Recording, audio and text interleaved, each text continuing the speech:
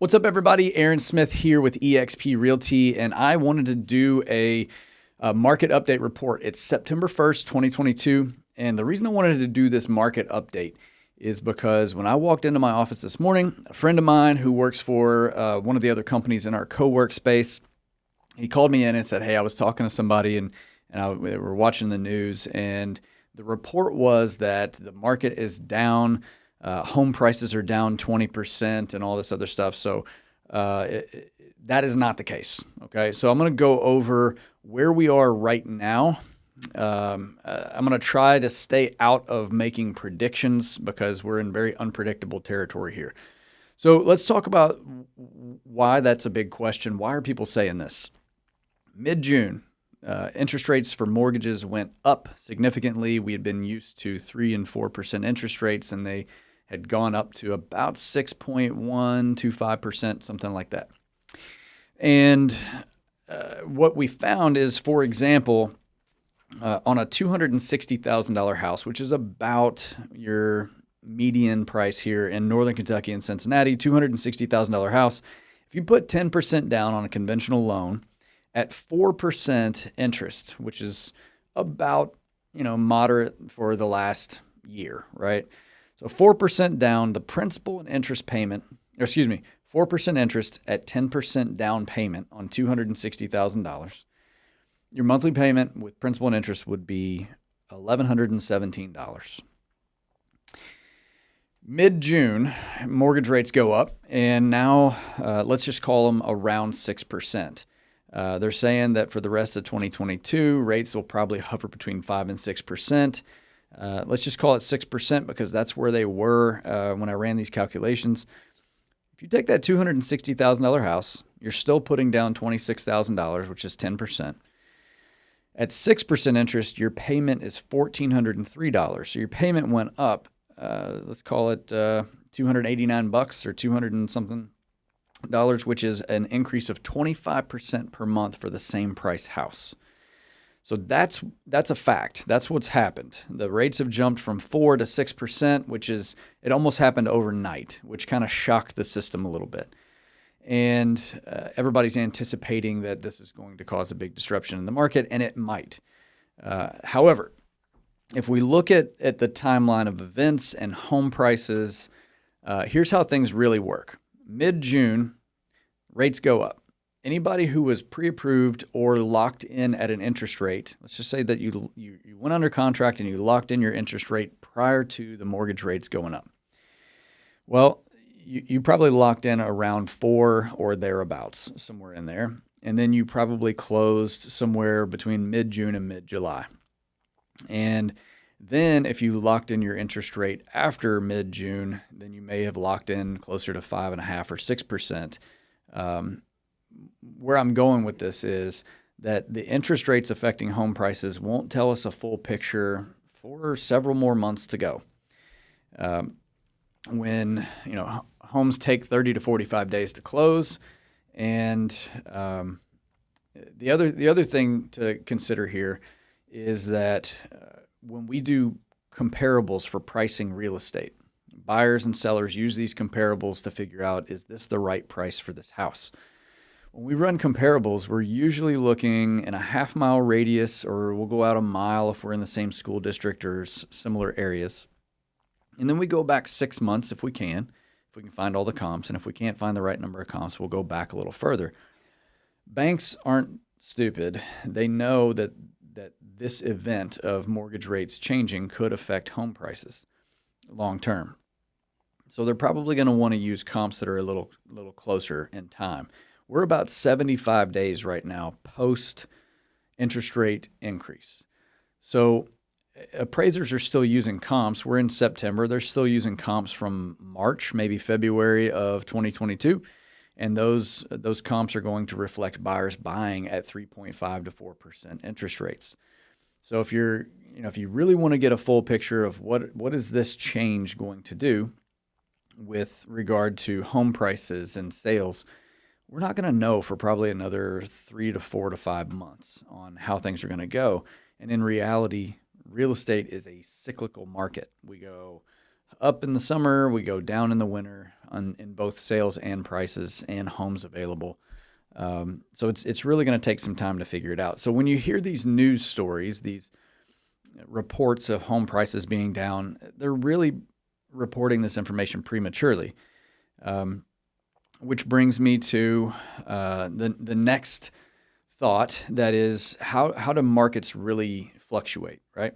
So if you would, this thing right here, and you may not be able to see it, but what you're looking at here is this is a graph. I track these numbers every single day. I go into the MLS here in Northern Kentucky, and I put in how many active properties, single-family homes, condos, anything residential, how many residential properties are available for a buyer to buy today that aren't currently under contract, and then how many homes were on the market but they're currently pending. So that tells me, the pending tells me what's the demand, how many people are writing offers right now. And then the active stuff tells me what's the seller market like? Are we low on inventory? Are we high on inventory to choose from? And this one is from 2020, okay? So 2020 shows us that the number of homes under contract were relatively low compared to our inventory. COVID hit. This little bubble right here is the first, the breakout of COVID. That's when, what would you call it? Social distancing became a household term, right? This right here, everybody's freaking out, working from home, kids aren't going to school, and then the market shoots off like a rocket, okay? So in order to kind of help keep the economy running, the Federal Reserve dropped the interest rate to zero. In reaction to that, mortgage rates went down. It made homes way more affordable, which allowed people to buy up, and then it allowed money to become more accessible, driving home prices up. Somebody who would normally be able to afford a $250,000 house is now buying a $350,000 house. That in itself may cause people to stay in their homes longer. So you could afford $250,000, now you're buying at $350,000 because the interest rates are so low. That may pull the seller intentions out of the market long term. People still need to sell their homes. But if I've got a 3.5% interest rate, or maybe better, maybe a 3% interest rate on my forever home, and it's a 30-year mortgage, I really don't need to move. And if I need to move, I'm going to have to buy something else that is probably higher priced at a 6% interest rate now. It's probably going to be better for me to stay put, maybe build onto my house, that sort of thing. With all that said, that has to do with supply, right? So as long as the supply of homes stays low, it will protect home values in some regard. Now, if there's a big rush of people putting their houses on the market, that will change that. The demand is still, it's down. So how do we determine demand, right? So supply is still low. That was from 2020. You can kind of see how 2021, this is last year, this is how 2021 played out. Our active listings is still extremely low. Our homes that are under contract is still extremely high. That's why we saw so many appraisal gaps, people waiving their home inspections. That's why we saw home prices, like multiple offers going for well over asking price, right? So there's 2021. A lot more houses are sold and under contract than homes that are even available. That's why prices were going absolutely nuts. And then that brings us to 2022. This is year to date, 2022. You can still see that the pending homes are much higher than the inventory. This is going to protect home values. Now, this little place right here is about where the interest rates took a dive, right? Or they went up. So we're going to watch these curves as we go to see how this does. If the number of homes that are pending dips below the number of homes that are active, we may see a backwards trend in home values. But we're not seeing that right now. Home values are still protected based on the data that we have right now. There's still a lot of people looking for homes that have been looking for homes for a year or two that haven't found anything yet, so they still have that demand. So there's that. The other thing that I track right here is this is total. This is, you add these numbers up, you add the active homes and you add the pending homes together. That tells me, well, you can't necessarily go shopping for a house that's not on the market, right? So this is everything that's on the market. This is active and pending. So this is January 1st. It tells you that between January 1 and say April 1, the number of homes that are listed, pending, or active still pretty low. But right about, let's see here, March, April, right about the end of April, third week of April, right after spring break, I guess you could call that the spring break line. Right after spring break, you can see sellers start to list their houses like crazy, okay? The other thing that we're noticing too, about the end of every month, you'll see a bunch of sales close, and that's why you're seeing these dips here, because a lot of sales close at the end of the month. We report them sold on the MLS, and that drops the number of pending sales down. So you can see we just finished August, and we got a big dip right there at the end of August. You bet your pants that I'm watching these numbers every single day so that I can answer these questions. I'm seeing people, grocery store, volleyball games, kids volleyball practice. They're asking me every day, like, how's the market? Like, what's going on? So a lot of times in business, we talk about lead measures and lag measures. Might be a little too detailed for some people, but a lag measure is we're looking at something that's already happened. We're measuring something that's happened, and we're just seeing what it looks like. A lead measure is we're looking at something that causes all the other things to happen. Okay, so a lag measure here is how many homes are on the market, what's pending, what's sold, all that. Lead measure, what are we watching? I'm looking at our lead flow as real estate agents. How many leads am I getting? How many phone calls am I getting compared to what I normally get? The other thing is I'm talking to a lot of different mortgage loan officers that I trust, and I'm asking them, what are your mortgage loan applications like right now? If we looked back at August and July, maybe even June of 2021, 2020, if we look back at those years at your mortgage loan applications and we look at this year, how did August of this year look against last year? Because that's going to tell us right there.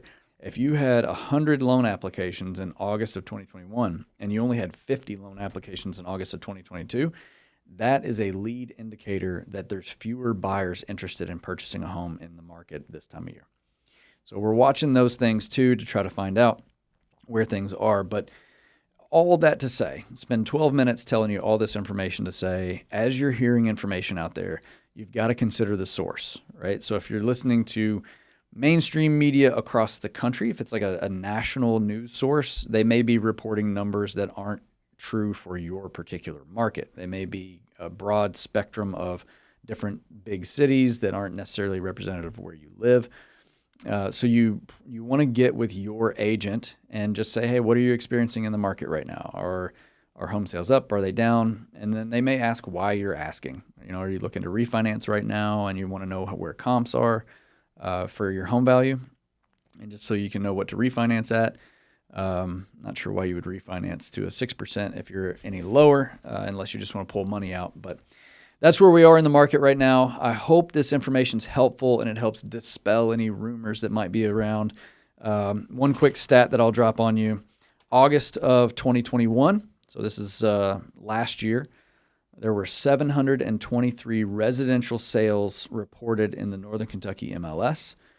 And August of 2022, and now not all the sales could be reported yet, but as of about 7 minutes ago, the August of 2022, 639 sales.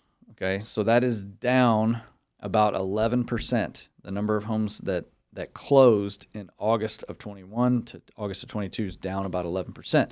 That doesn't really concern me. That doesn't make a huge bit of difference. I don't think that has anything to do with recent activity. It's just markets fluctuate year to year. So that's where things are. Hope this information has been helpful. September 1, 2022 market update that kind of lets you know where we are this year and how things went in August.